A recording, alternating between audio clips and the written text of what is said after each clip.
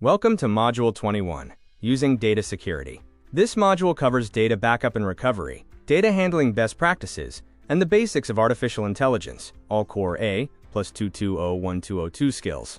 By the end of this module, you'll be able to implement backup and recovery, explain data handling best practices, and explain the basics of artificial intelligence. These three outcomes map to the lessons ahead. Lesson 21.1, Data Backup and Recovery. This lesson maps to A plus 2201202, Objective 4.3, Implementing Workstation Backup and Recovery Methods. By the end of this lesson, you should be able to answer, what's the purpose of backing up data? What are the types of backup chains? What is the GFS backup scheme? And when would you use in-place recovery instead of recovering to an alternate location? Backups prevent data loss from corruption, hardware failure, or accidental deletion. They enable system recovery and minimize downtime, protect business continuity, and ensure compliance. They also support quick restoration after malware or disaster events. Full backup copies all data every time, easiest to restore. Incremental backup captures only changes since the last backup, smallest storage footprint, but the longest recovery chain. Differential backup captures changes since the last full backup, faster recovery than incremental. And synthetic full backup builds a full backup using existing incrementals to save time. Picture a timeline: full, then incremental, then differential, then synthetic. Here's that backup chain comparison shown visually. Notice how each method trades off storage space against recovery speed differently. Son, daily, is a short-term backup reused weekly. Father, weekly, is reused monthly. Grandfather, monthly, is the long-term archived copy. Together, this rotation provides structured retention and disaster resilience. Here's the GFS rotation shown visually. Notice how daily, weekly, and monthly backups layer on top of each other to give you both short-term and long-term recovery points. In-place recovery restores data to its original system or location, best for minor data loss or local corruption. Alternate location recovery restores data to different hardware or a different site, used after a major system failure or disaster. Choose based on the severity of the issue and whether the original system is still available. Here's what this lesson covers: backup operations, backup methods, backup media requirements, and backup testing and recovery best practices. Backups protect data from loss, corruption, or hardware failure, ensuring quick restoration and system uptime, critical for business continuity and compliance. Best practices: use structured, automated backup routines rather than manual copies, and avoid storing backups on the same local drive as the source data. Organizations typically use centralized file servers and scheduled network backups. Individuals typically use external hard drives or secure cloud storage. File history automatically saves versions of personal files on a set schedule. Backup and Restore, the legacy Windows 7 utility, creates full system images or file backups. Best practice: combine both tools for personal and small business data protection. For restoring, previous versions lets you access older copies of files directly through File Explorer, and the File History applet gives you a central dashboard to browse and restore backed up versions. Two key factors shape a backup strategy: frequency, how often backups occur, and retention, how long they're kept before being replaced. The right balance prevents data loss while saving storage space. Types: full copies all data each time, simplest to restore but slowest and largest. Incremental saves only changes since the last backup, fast to run but slowest to restore.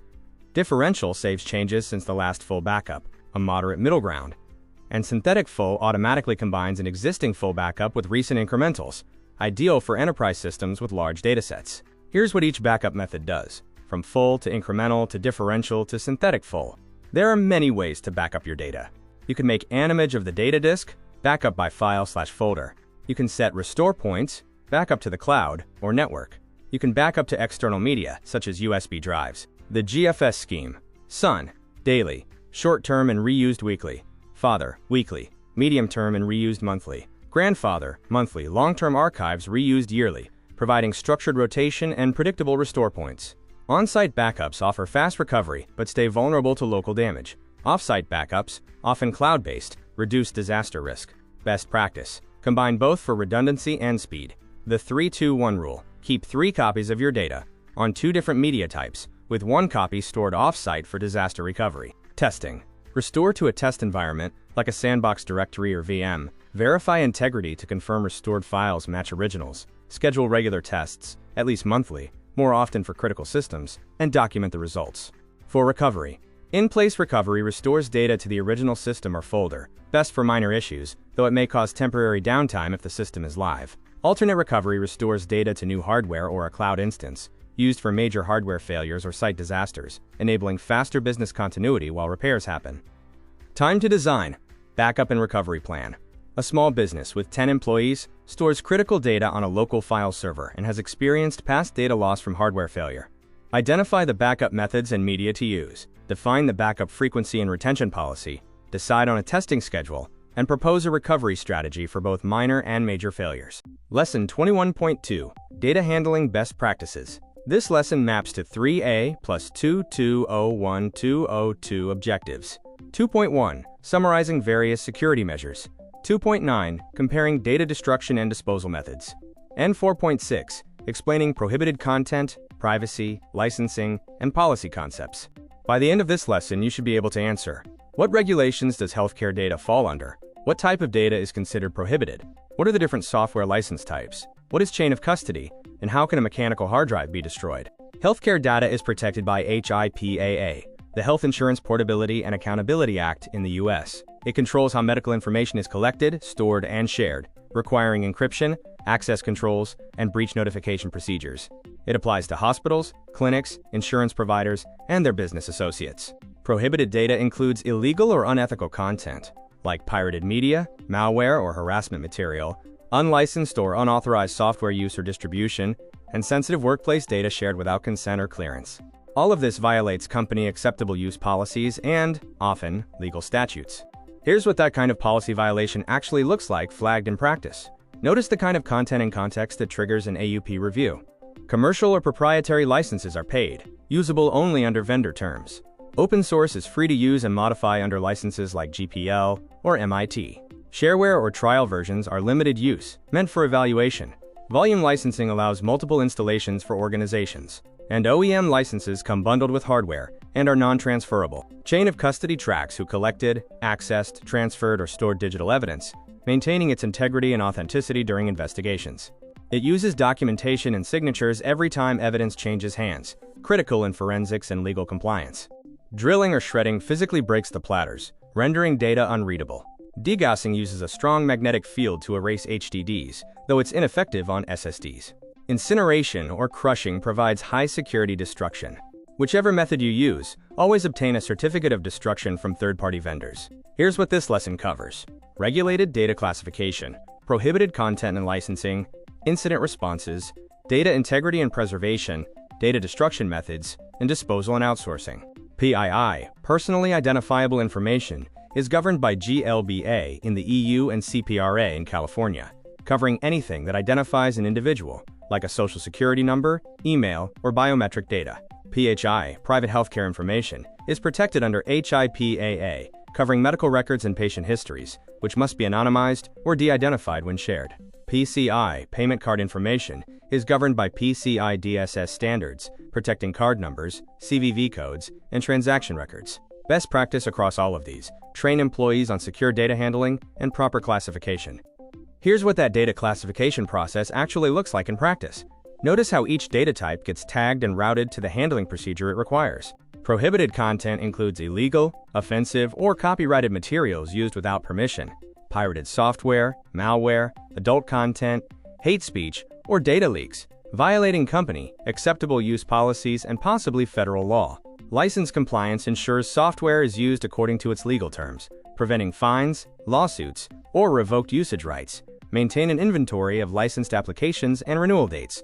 Open source software is free to use and modify, but still subject to license terms. GPL, MIT, Apache, BSD, each define usage and redistribution rights. Digital rights management protects intellectual property by restricting the copying or sharing of media and software. Non-disclosure agreements are legal contracts preventing the sharing of confidential or proprietary information. There's no federal law in the U.S. banning NDAs across all contexts, and they remain legal and enforceable for things like trade secrets or client data confidentiality. The limitations apply only in specific scenarios, like when an NDA attempts to cover up harassment or prevent reporting to regulators. Incident types include malware infections, viruses, ransomware, spyware, data breaches, unauthorized access or leaks, phishing attacks, denial of service attacks that overwhelm systems, and policy violations, like unlicensed software or prohibited content. An incident response plan means following documented procedures, acting fast but staying accurate, and notifying your CIRT, Computer Incident Response Team, or law enforcement if required. CIRT responsibilities: contain and eradicate threats, analyze the root cause and preserve evidence, communicate with leadership and affected users, and conduct a post-incident review. Here's what an actual incident response dashboard looks like in use. Notice how each stage, from detection through containment, gets tracked as the CIRT works through it. Time for a role-play. Incident response. Your organization has detected unusual network activity, suggesting a potential data breach. As incident response lead, network administrator, security analyst, or communications manager, review the incident details, develop a response plan covering containment, investigation, and communication, and role-play your response in front of the class. Forensics focuses on collecting and preserving digital evidence legally, maintaining both authenticity and admissibility in court or internal investigations. Key steps: isolate affected systems and document the scene immediately. Use approved forensic imaging tools to avoid altering data, and follow the order of volatility: CPU, then RAM, then disk, then archives, collecting the most temporary data first. Store all evidence in tamper-evident bags and label it properly. Chain of custody tracks who collected, accessed, and transferred evidence. Each handoff must be logged and signed to preserve credibility. CPUs have the most volatile data, then RAM, then hard disks, then archives and backups. All storage media, HDDs, SSDs, flash drives, must be sanitized before reuse, resale, or recycling, preventing unauthorized recovery of sensitive data. Erasing or wiping overwrites existing data with random or fixed patterns, though it's not reliable for SSDs due to wear leveling. Secure Erase uses built-in firmware commands to zero-fill HDDs or clear SSD blocks. Crypto Erase deletes the encryption key on self-encrypting drives, making all data unreadable instantly. Best practice: verify sanitization with validation tools. Follow standards like NIST 800-88, and when in doubt, physically destroy the media. Here's Secure Erase actually running against a drive. Notice the firmware level process confirming every block has been cleared before the drive is cleared for reuse. Drilling or shredding physically destroys the platters, rendering data unrecoverable. Incineration burns drives and circuit boards for total destruction. Degaussing uses a strong magnetic field to erase HDDs, but it's ineffective on SSDs. Combine physical destruction with data sanitization for full compliance. Third-party disposal vendors handle secure recycling, provide certificates of destruction or compliance for standards like HIPAA or PCI DSS, and track custody from pickup to the destruction site. Best practice: use approved vendors, maintain records, and verify all data is irretrievable before materials leave the facility. Lesson 21.3: Artificial Intelligence. This lesson maps to A+22-01-202, Objective 4.10, explaining basic concepts related to artificial intelligence. By the end of this lesson, you should be able to answer: what benefits can integrating AI into an application provide? What should an acceptable use policy for AI include? Why would an AI's output be biased? And why is data security and privacy a primary concern with AI?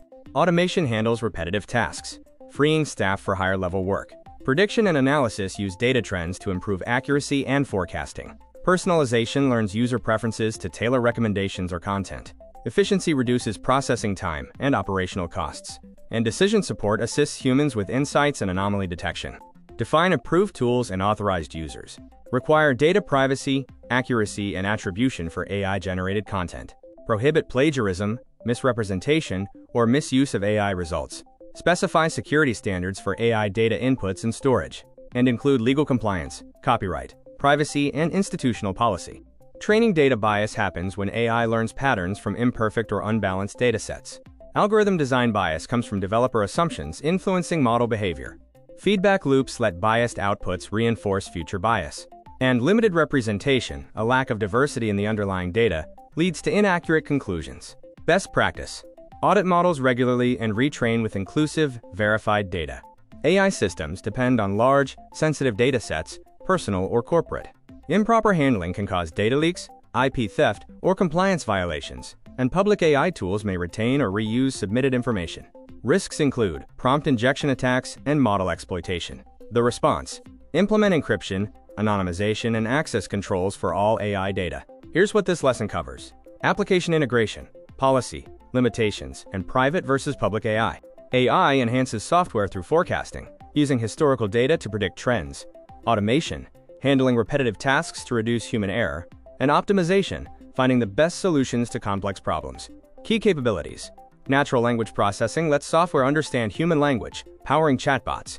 Machine learning lets systems learn from data and improve without explicit programming, like fraud detection. And computer vision lets software interpret visual data, like facial recognition. Integration typically happens through APIs, cloud-based AI services, or embedding models directly into applications. AI usage policies establish clear boundaries for professional workflows. An acceptable use policy outlines what's permitted, restricted, and legally compliant. Academic and workplace integrity standards define AI-related plagiarism and attribution, clarifying how much AI assistance is acceptable in written work. Transparency requires disclosing AI involvement when applicable, and security and privacy rules restrict sharing sensitive data with AI systems. The key takeaway: policies prevent misuse, protect intellectual property, and preserve ethical standards. Bias. AI inherits biases from training data, model design, and developer assumptions.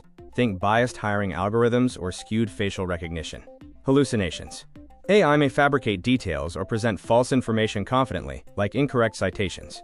Accuracy. AI output depends entirely on the quality of its input data. Poor data leads to flawed conclusions. Context limitations. AI lacks true understanding and may misinterpret tone or cultural nuance. Best practice. Always verify AI-generated results against trusted, authoritative sources before use. Private AI models are built for internal or enterprise use, combining public and proprietary data, offering greater control, customization, and privacy. Common in government, finance, and healthcare where compliance matters. Public AI models are freely accessible platforms trained on publicly available data, offering broad access and fast innovation but limited privacy control. Security concerns. Protect sensitive data from exposure, guard against leaks during prompt submissions, mitigate prompt injection, and verify vendor data retention policies.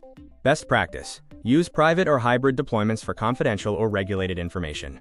To wrap up Module 21, IT professionals must ensure critical data is protected by designing effective backup and recovery plans.